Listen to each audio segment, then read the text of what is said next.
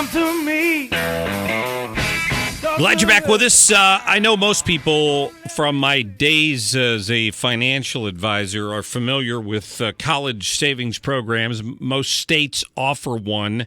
Missouri is no different. The state of Illinois also offers one through a different.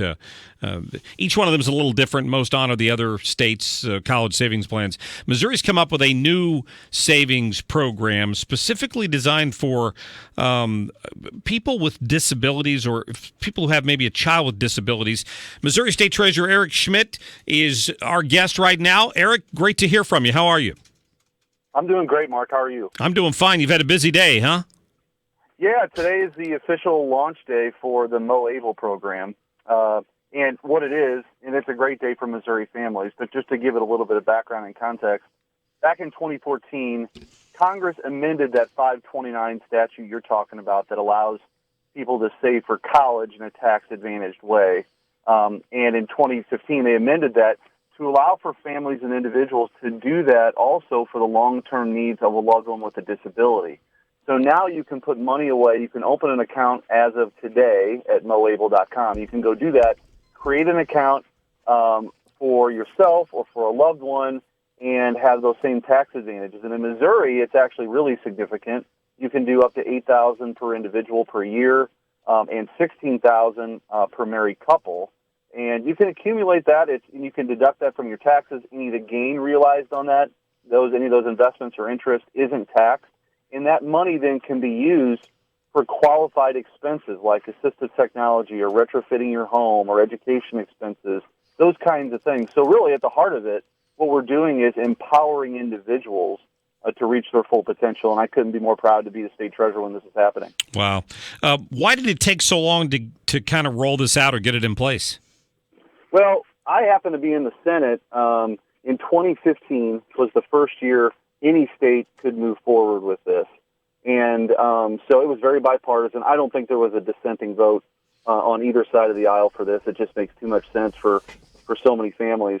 And then, I was sworn in January of this year, and this has been a priority for us. So we looked at what is the best deal out there? Who can we partner with? And we're partnering with 4 states, and we have the lowest cost, highest quality plan now that we're offering. It's really, really easy to use. I opened an account. As you know, Mark, my son, Steven, who's 12 now, is nonverbal on the autism spectrum, has all kinds of challenges. And he has been an inspiration for me to try to make a difference. To run for office, to do some of these things I'm honored to get a chance to do. And so I can tell you, I have those same victories and defeats as a lot of families do, those hopes and fears. And this is the kind of thing that keeps me up at night. What's going to happen to Stephen when I'm not around? Who's going to, help him out? And now, as a family, we're able to open one of these accounts, which we did this morning, put money into that account, and really take control over his financial future. Or someone who, maybe is not in Stephen's circumstance, can live a little bit more independently. They can now be empowered to save more and be able to do that, which they couldn't do before. And like the college savings plans, which a lot of people may not realize, anyone can contribute to this, right? That's correct, and they can take a deduction from their taxes. Unlike the college savings, you can have multiple 529 or most accounts in Missouri. You can have one for that individual, but anyone can contribute. A family member, a friend, and one of the things that we're trying to do, because there's not because the universe is smaller for this, you don't have the same ways of reaching as many people. So we're just going to be as aggressive as possible, get the word out, let people know this is a great way to give somebody a gift for their birthday or during the holiday season, whatever, and you can deduct those contributions from your taxes. It's just it's a great way to build a greater sense of community around those we love that have different challenges than you and I. Because, I would just imagine, and we have not found ourselves in that situation personally, but for someone who's got a loved one who may have a disability of some sort, I guess your biggest concern is what happens when you're not around anymore, right? That's exactly right. Yeah. And look, these are really, take politics or public office aside, just as human beings, right? To me, what this is really about, and at the heart of, I think, and I know you well enough to know this about you, this is really about honoring the dignity of every human being and allowing them to reach their full potential and allowing and empowering people, whether it's their family members or themselves, give them a tool to plan, a little bit better, a little bit further down the road. Because that is the big concern. I have it. Stephen, for example, will be with us, as long as we're living, and that's certainly one of those fears. So it gave me great insight as I've gotten to know so many families across the state, whether it was in my Senate days or now running statewide and now in statewide office.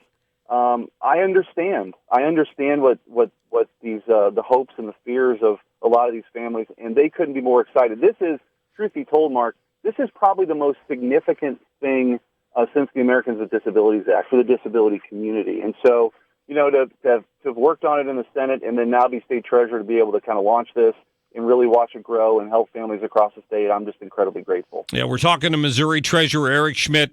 For people who are just tuning in, this Mo Able program was kind of rolled out today. It became possible because of legislation that was passed in Congress in 2014, and now this money can be set aside. And let me ask this, Eric. I know with the 529 plan, people you can deal with it through a financial advisor, or you can deal directly with the MOST program. How do people invest this money in Mo Able? Yeah, and I'll tell you what, one of the things, because this is really, one of the first big things we're rolling out, right, in my team. So we did a lot of homework on what is the best way for people to access this, to have flexibility, to have security, and for it to be easy to use. And that's why we went in with these other states, this partnership. It is incredibly easy. I opened one for my son, Stephen, in about 15 minutes. You literally go to Moable, Moable, and ABLE, of course, stands for Achieving a Better Life Experience, moable.com.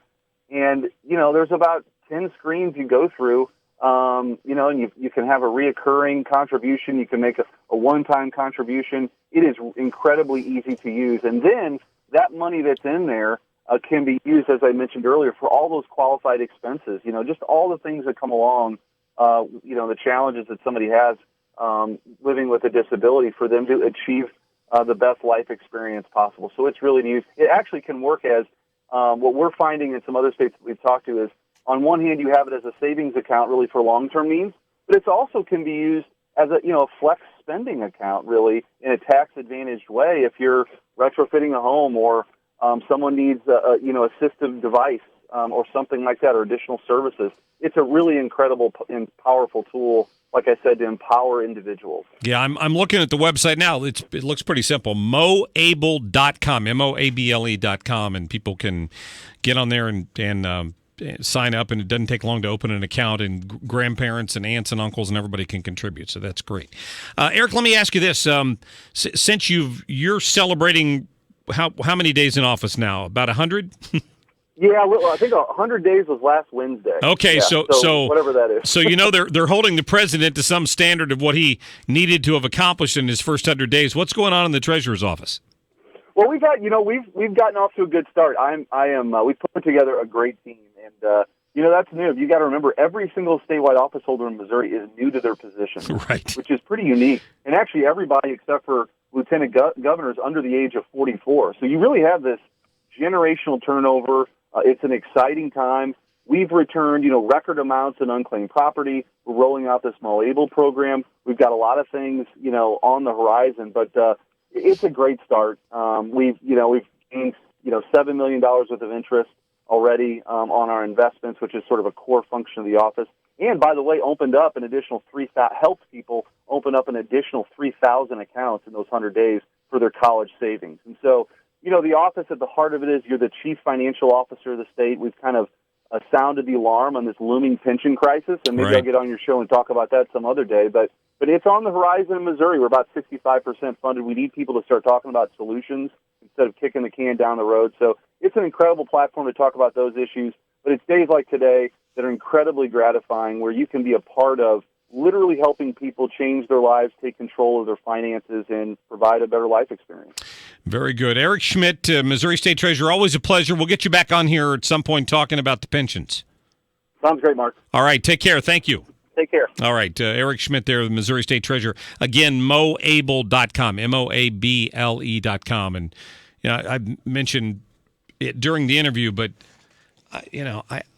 I've got family members who face that, who worry what's going to happen when they're gone with their child who's got a disability. And This would be great. Now, at $8,000 a year, it would take you a while to fund it substantially enough to take care of them for the rest of their life. But you're getting it's just a great.